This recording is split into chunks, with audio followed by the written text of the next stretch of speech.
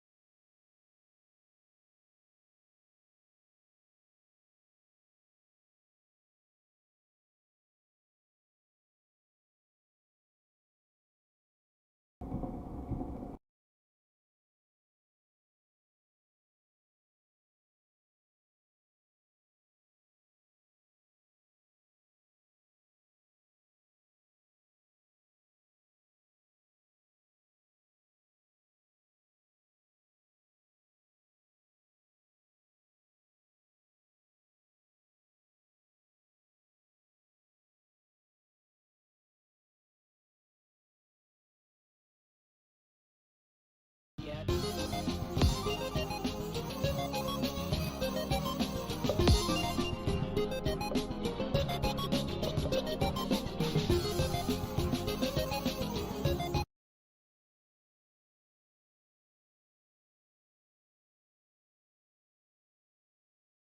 3, 2.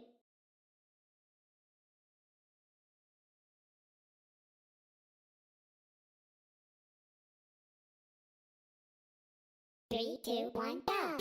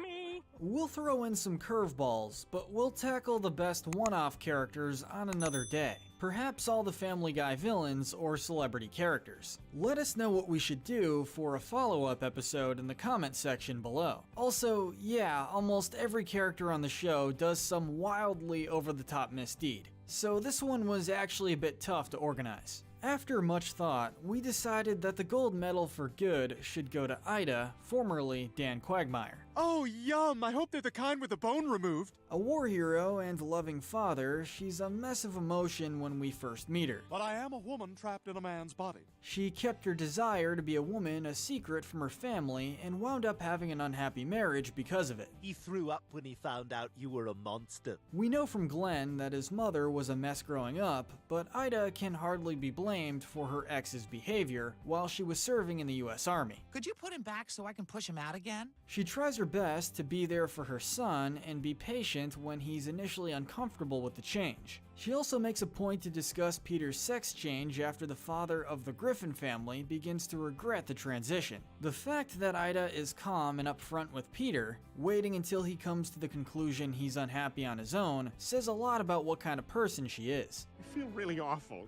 I'm a really bad person for what I did. She knows everyone has a journey they must travel, but they also need to be called out when dishonest. You've taken a journey. It just took becoming a woman to make you a better man. Her reasoning she gives Kevin when he deserts shows how loyal and straightforward she is. You walked out on those men, and that's what's most unforgivable. Our silver medal for good goes to Bruce. I see a lot of smiles here in this room.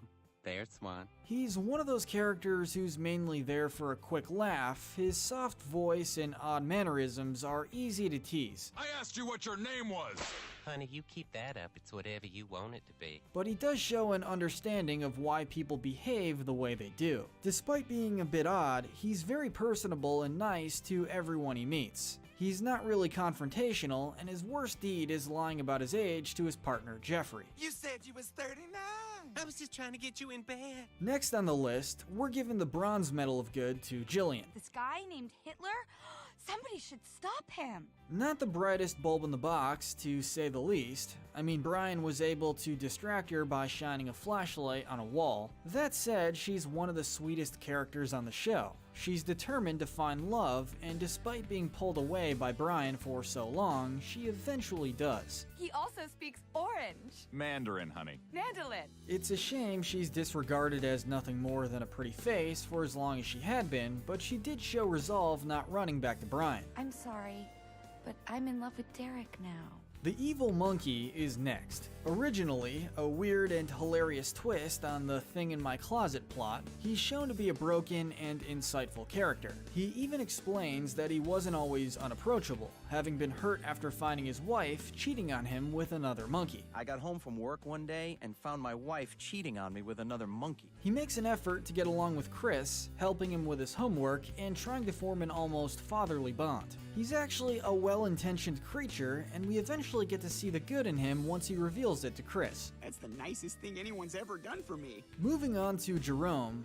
what can we say about this guy? He's a loving single father, a respectable business owner, and an overall good friend. Even when Peter tried to run him off and set his house on fire, Jerome still was the bigger man and forgave him. We cool, Peter, we cool. In the episode Baby's Got Black, he does have issues with his daughter being in an interracial relationship with Chris. But after a moment of introspection towards the end of the episode, he apologizes for overreacting and gives the two his blessing. If these kids want to date, then I guess that's okay with me. There was also that time he brutally beat up Peter, but in his defense, Peter did trash the clan. Moving on, we have Joe Swanson. Unhappy with his marriage and his career, he still tries to find the good things in life. It's tragic he got to the point where he wanted to take his own life, but we're glad he found purpose again saving the lives of his friends. That was amazing. You saved us. He isn't necessarily the best guy in the world, willing to leave Bonnie and even cheating on her with a young officer. Did you bring protection? Oh, don't worry, nothing comes out of the front. But he also tries to better himself as much as possible. He strives to uphold the law, shows forgiveness to Meg for her obsessive behavior, and even forgives his friends for abandoning him when he was completely paralyzed. It's alright, guys. I'm just glad to be back on my feet. It's also worth noting that Joe's character was significantly different in earlier seasons. When he first moves into the neighborhood, he's incredibly well liked instead of ridiculed, and impresses everyone in town with his heroic stories as a police officer. But even in later seasons, Joe is always there for Peter and his friend, even though his disability has become a constant butt of a joke. Cripple, cripple, cripple, cripple! Brian's cousin, Jasper, is next. Incredibly stereotypical and loud, as well as over-the-top dramatic, he's incredibly nice and pleasant with everyone he meets. Everybody, this is Ricardo from the Philippines and my kitchen floor. He's also loyal to Brian, allowing him to crash at his place in LA whenever needed. That said, he also told Brian not to let Stewie know he was a brilliant playwright. Do whatever you have to do, Brian, but never let him know he's got talent. There's a difference between not putting pressure on a kid and flat out crushing their dreams. Still, Jasper seems way more fun and positive to be around than Brian. Next up is Brian's replacement, Vinny. I'm just a regular guy. You throw a stick, maybe I bring it back. A mafia-type mentality, he can be crude and vulgar, but we'll say he's just got a bit of a rough exterior. It's sad that he lost his owner, and that once Stewie went back to save Brian, he would have stayed in that shelter even longer. If I save Brian, my family won't get another dog. We see how it hurts him seeing Stewie cry about their first Christmas without Brian, and even makes the effort to make the transition easier for Stewie, dressing like a professor to sound like Brian, and even giving Stewie an early present. Sort of. That was supposed to go to somebody else. I'm very sorry. All that said, we give Vinny points for the heartfelt goodbye scene before going back in time to save Brian. Vinny sacrifices everything so that Stewie can go back and stop Brian's death. You're alive, my friend! What? Of course I'm alive. What the hell's going on here? Right after he pets him on the head one last time, Stewie says, "Good dog, Vinny." Good dog, Vinny. Good dog. And we agree. Moving on, ranking above the rest of his family is Chris Griffin. My morning scream. At the beginning of the show, he's shown as a typical dumb lug, but as the show progresses, he expresses he has a lot of patience and kindness. Hey, he did it. That isn't to say his hands are clean of any wrongdoing. He's unstable to a large degree, ripping out his hair by the handful, purposely giving himself nosebleeds, robbing his neighbors to make a doll for himself, listening to Charles Manson's music, and having dozens of tabs of vulgar videos open all at once. Plus, pursuing and alluding to desiring odd incestuous relationships with the women in his family. The list goes on. He often allows himself to be treated horribly just because he doesn't want to make a fuss. He finds happiness a few times, even getting into a relationship with Taylor Swift. But he's the kind of guy who is willing to step aside if he thinks he isn't fit to be with someone. Don't worry, there'll be plenty of girls for you. His sister, Meg Griffin, is next. She was a little tricky to place since she clearly has issues she's dealing with, but they all can be traced back to the side effects of years of neglect and abuse from not only her family but nearly everyone she encounters. I wonder what he's dreaming about. Shut up, Meg. She does eventually stand up for herself, but quickly regrets doing so. She notes how everyone began lashing out at each other and allows herself to continue being abused just to keep the peace. Yes, making fun of Meg is hilarious in the context of such a goofy and ridiculous cartoon, but if we really analyze things, Robots in disguise. the fact that Meg showcases as much good as she does is actually pretty incredible. You're such a good listener. You're not like the other boys. All of the abuse that's thrown her way would likely turn anyone else into a very spiteful person. Moving on to one of Peter's friends, Cleveland. A lot can be said about Cleveland, No, no, no, no, no, no! and we'll eventually go into depth for the Cleveland show in another episode. He's needy, he's impulsive, and he goes with the crowd.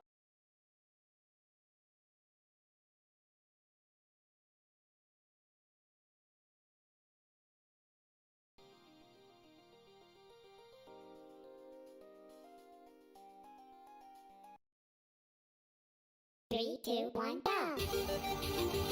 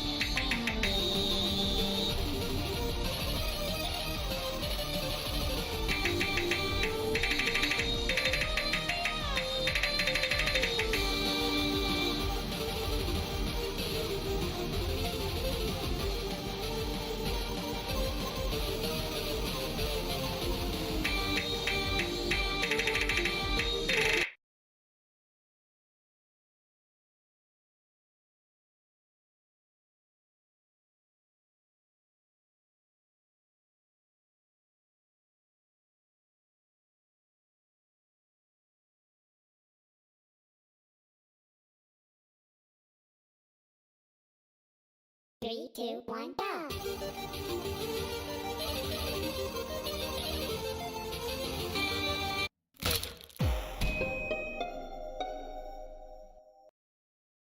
3, 2, 1, go!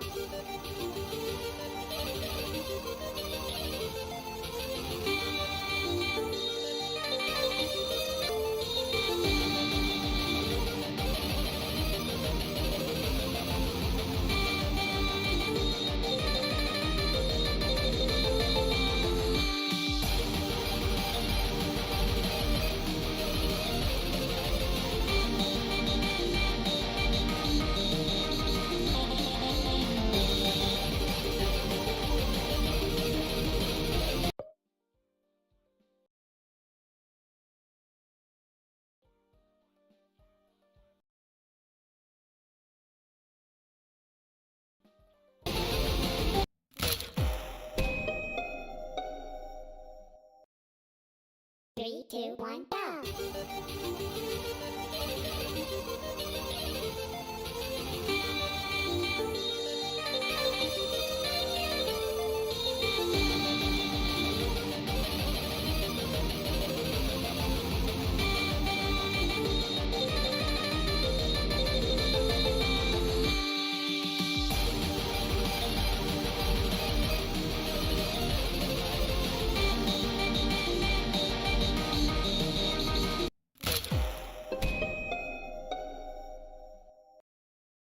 3, 2, 1, go!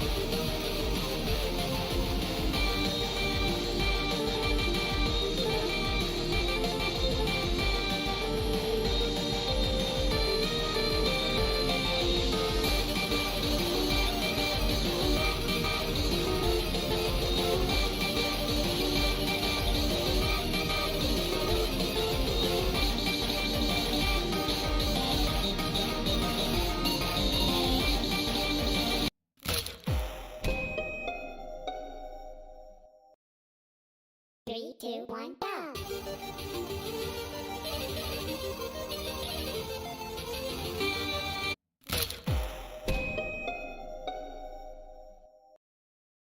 3, 2, 1, go!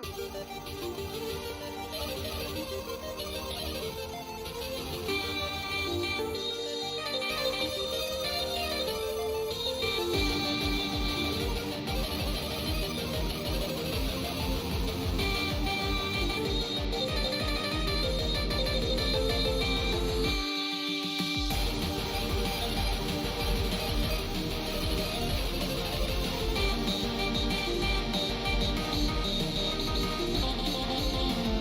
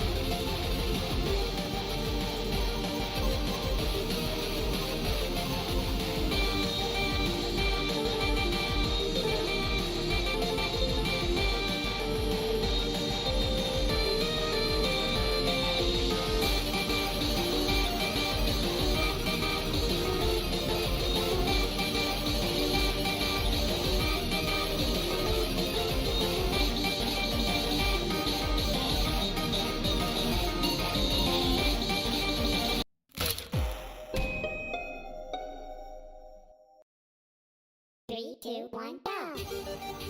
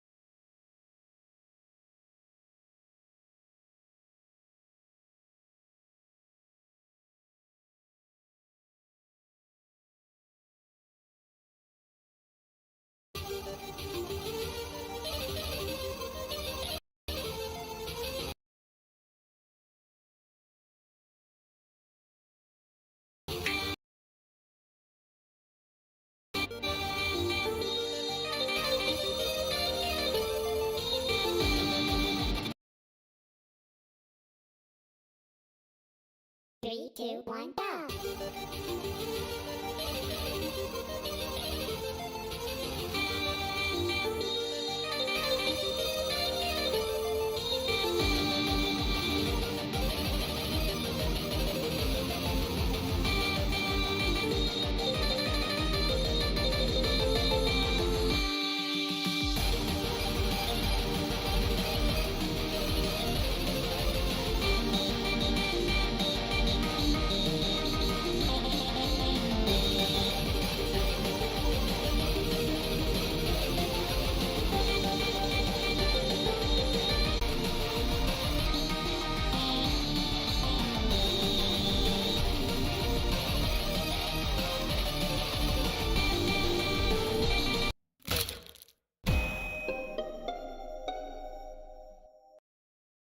Three, two, one, go!